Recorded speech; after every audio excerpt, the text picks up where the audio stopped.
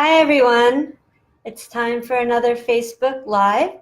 We've been talking about practicing, we've been talking about my practice log that I've created, and this week I am demonstrating some of the practice process. And I just want to remind you that the whole practice process, we can talk about it, we can make plans, and we can learn from sports psychology, learning psychology, all sorts of things.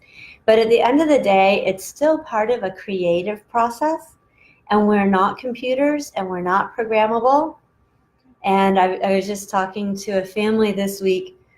Last week, the child worked so hard, and she was sure she was going to come in and just nail all of her pieces. And I mentioned last week she told herself not to make mistakes, so of course she did. So this week, apparently, she was a disaster at home.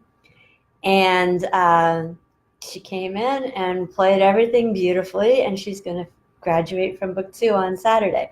So her father was really confused because last week she practiced really hard and played poorly in her lesson. This week she played poorly at home and played great in her lesson. And that's honestly just the way it goes. We have to reach a very high level of artistry and expertise for things to consistently get more reliable than that. So I'm going to demonstrate that, I think, today, because I'm going to do the double stop passage from Devil Went Down to Georgia. And I need to say that I have a horrible relationship with double stops. When I was growing up, my full-size violin didn't have a properly planed fingerboard, so the notes weren't where they were supposed to be in relation to each other. So I could play the bottom notes of the double stops, be perfectly in tune, play the top notes, be perfectly in tune, do bottom top together, and then be mostly in tune, and then go to just play the double stops and never quite have it right. And it was really frustrating, and I thought that, I didn't know how to play double stops. And then I found out when I went to trade in my violin that it was actually the fingerboard and not me. But that was a lot of years of practicing double stops in a non-confidence building way. So we're going to try it tonight. These double stops are not too hard, but they're not too easy either, considering how fast the song goes. You'll remember on Monday we discovered it was going to go at 132 for the half note. So we're not going to do that today.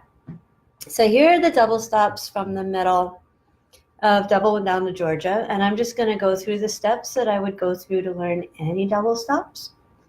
I'm going to play the top notes to get the melody and the sense of it.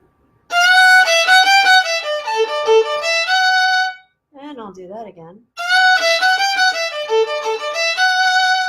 One more time for a clearer 3. So when I'm doing it more than once, I'm making sure I know why I'm doing it again, not just doing it a million times to do it a million times.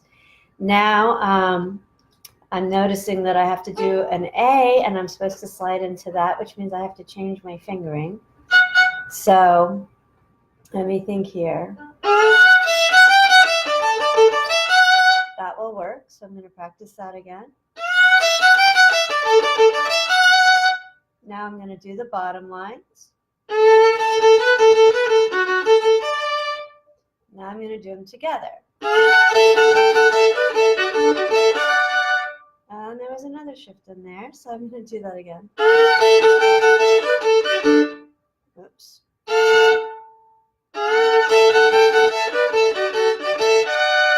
So now I'm going to slow it down because I'm not being very successful. So I'm tapping in a beat to the metronome. I'm about 63. Almost. My third finger doesn't want to come up.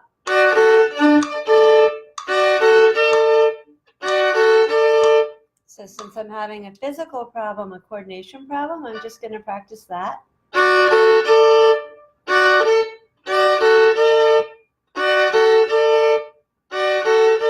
The challenge there is getting my third finger up and down, and then getting my 4 around together. just a little tricky physically. So we can call this doodling, where we just do it over and over and over again. Maybe even faster than I'm going to do it at the end. Just to get those fingers moving. So now I'm going to turn the metronome back on and try it again. All right, one more time. And one more time for good luck. I say that with my kids and they're like, so if I do it again and it's bad, does that mean I get bad luck? Of course not. So I'm going to go a little faster. That was 63. I'm going to be brave and jump up to 69.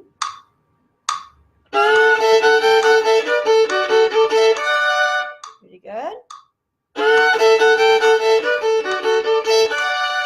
All right. We'll try 76.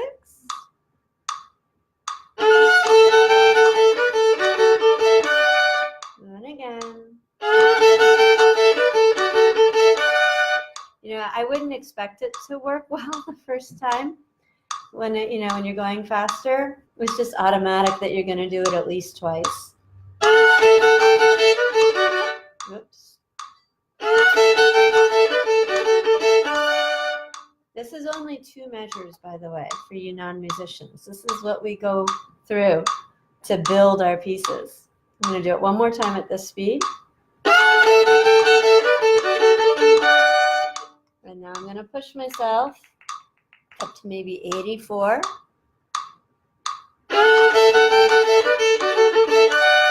And again. And up to 92. I don't think I'm going to make it to 132 tonight. Hi, Mary. Thank you. Not bad, but not great. That finger twister's getting sloppy again, right?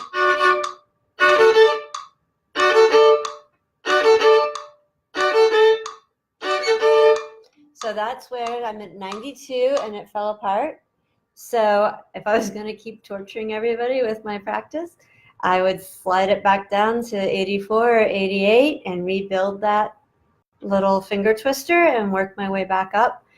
So assuming that I wanted to practice something besides the double stop passage from Devil Went Down to Georgia, it would take me a couple of days to get all the way up to 132. It will take me a couple of days to get up to 132.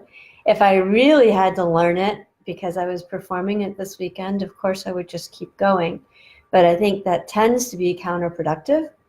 I think I'll actually do better if I take a break from it, come back tomorrow, slow it down, start at 84, build my way up as far as I can, and then the next day, on Friday, I'll see you again, and we'll see how far I made it, if I'm anywhere close to 132. And we're also going to see if I've retained the work that I did on Monday. I am going to practice that part tomorrow again.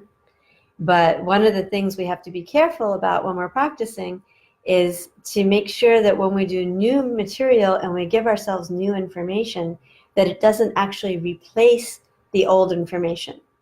I can't tell you how many times in lessons I'll do, say, 2 measures with a student and they'll get it and we'll really make sure they get it. And then we go on and we do the next 2 measures until they really get it. And then I say, okay, put all 4 measures together.